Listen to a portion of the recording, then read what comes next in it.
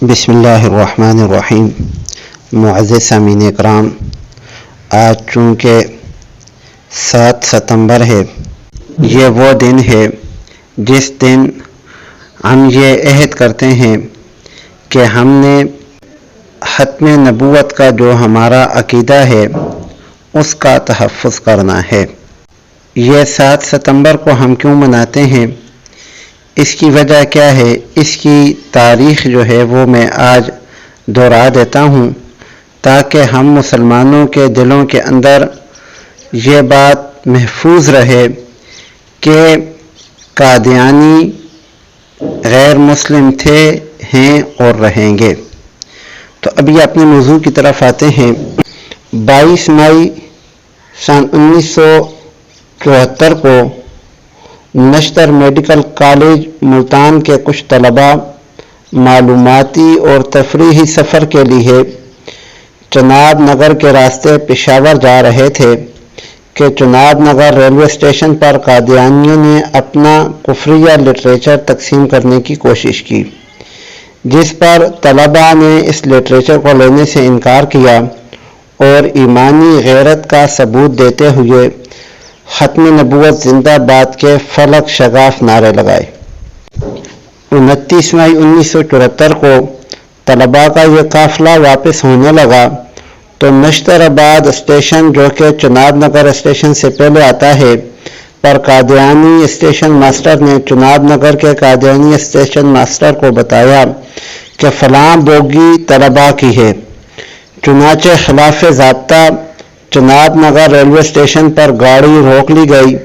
سینکڑوں مسلح افراد، جس میں قادیانیوں کی کثر خلافت کے معتمدین، تعلیم الاسلام کالج کے طلباء، اساتذہ اور بعض قادیانی دکانداروں نے لاٹھیوں، سریوں، ہاکیوں، کلاڑیوں اور برچھیوں کے ساتھ حملہ کر کے 30 نہتے طلباء کو شدید زخمی کر دیا۔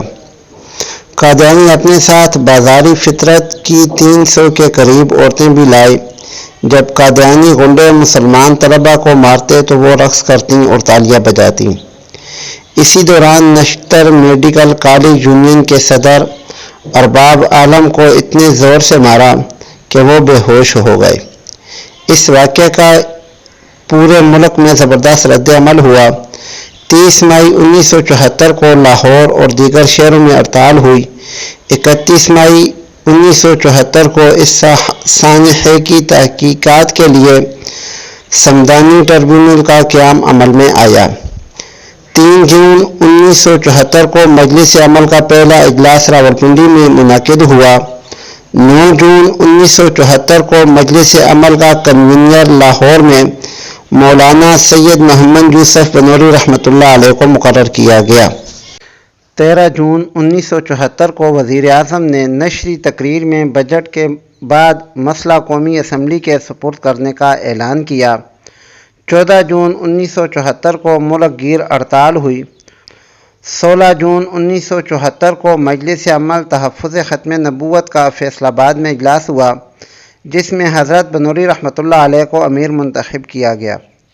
30 جون 1974 کو قومی اسمبلی میں ایک متفقہ قرارداد پیش ہوئی، جس پر غور کے لیے پوری قومی اسمبلی کو خصوصی کمیٹی میں تبدیل کر دیا گیا۔ 24 جون 1974 کو وزیر اعظم نے اعلان کیا کہ جو قومی اسمبلی کا فیصلہ ہوگا وہ ہمیں منظور ہوگا۔ 5 اگست سے 23 اگست 1974 تک وقفوں سے مکمل 11 دن مرزا ناصر پر قومی اسمبلی میں جرا ہوئی۔ 20 اگست 1974 کو سمدانی ٹریبیونل نے اپنی رپورٹ سانحہ ربوہ کے متعلق وزیر اعلیٰ کو پیش کی۔ 22 اگست 1974 کو رپورٹ وزیر اعظم کو پیش کی گئی۔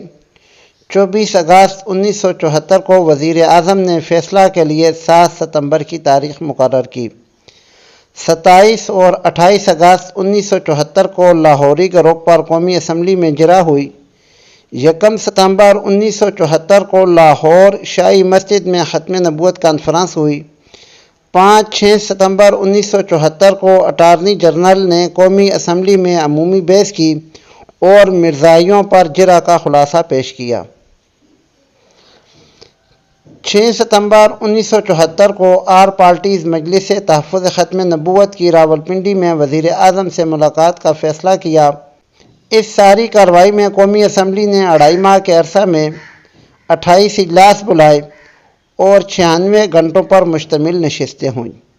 تمام مسالک کے مذہبی اور سیاسی قیادت نے اپنی اپنی حیثیت کے مطابق اس میں کردار ادا کیا۔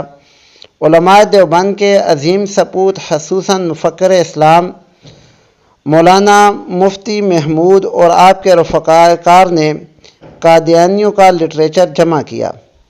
مولانا سید محمد یوسف بنوری رحمۃ اللہ علیہ، مولانا محمد حیات رحمۃ اللہ علیہ، مولانا عبدالرحیم اشعر رحمۃ اللہ علیہ، مولانا تاج محمود رحمۃ اللہ علیہ، مولانا محمد شریف جالندھری رحمۃ اللہ علیہ جیسے اکابر نے دن رات ایک کر کے قادیانیوں کے مذہبی سیاسی عزائم پر مبنی لٹریچر اکٹھا کیا۔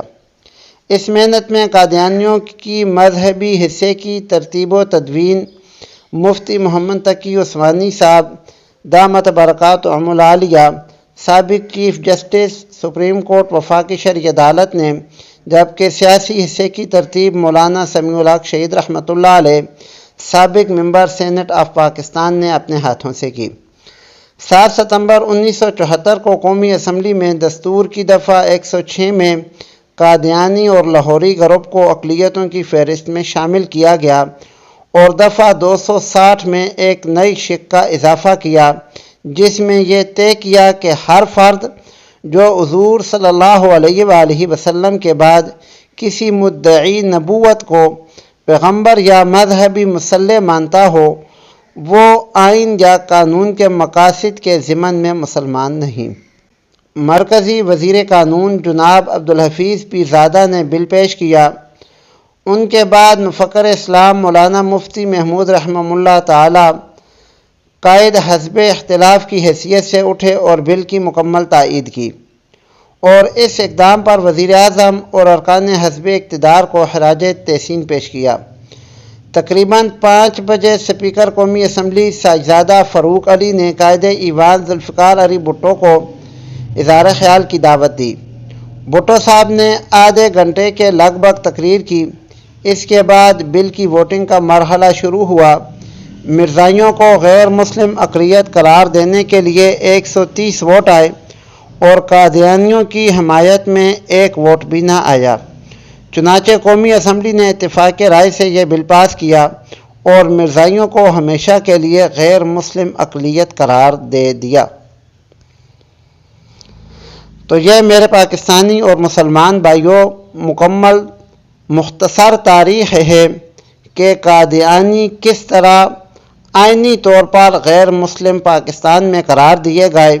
ویسے شرعی طور پر تو یہ بات مکمل طور پر عیاں ہے کہ جو بندہ بھی تاجدار ختم نبوت صلی اللہ علیہ وآلہ وسلم کے بعد کسی بھی انسان کو کسی بھی طور پر نبی کا درجہ دیتا ہے وہ بالکل مسلمان نہیں ہے۔ لیکن یہ قانون بھی 7 ستمبر 1974 کو پاکستان میں بن گیا۔ اللہ رب العالمین کا احسان ہوا اور یہ قادیانیوں کا جو فتنہ انگریزوں نے بر صغیر پاک و ہند سے مسلمانوں کو اور خصوصی طور پر مسلمانوں کی روح جہاد کو ختم کرنے کے لیے جس کا بیج بویا تھا، آئینی طور پر وہ اپنی موت مر گیا۔ لیکن اگر ہم زمینی حقائق کو دیکھیں تو یہ لوگ آج بھی اپنی ریشہ دبانیوں سے باز نہیں آ رہے۔ ضرورت اس امر کی ہے کہ ہم اپنے دین کی، اپنے ایمان کی حفاظت کریں اور تاجدار ختم نبوت صلی اللہ علیہ وآلہ وسلم کی ختم نبوت کے لیے ہر وقت ہر قربانی دینے کے لیے تیار رہیں۔ اللہ رب العالمین ہمیں بھی تاجدار مدینہ صلی اللہ علیہ وآلہ وسلم کی شفاعت سے مستفید ہونے کا اور آپ صلی اللہ علیہ وآلہ وسلم کی کامل اتباع کرنے کا حوصلہ اور شوق عطا فرمائے۔ آمین۔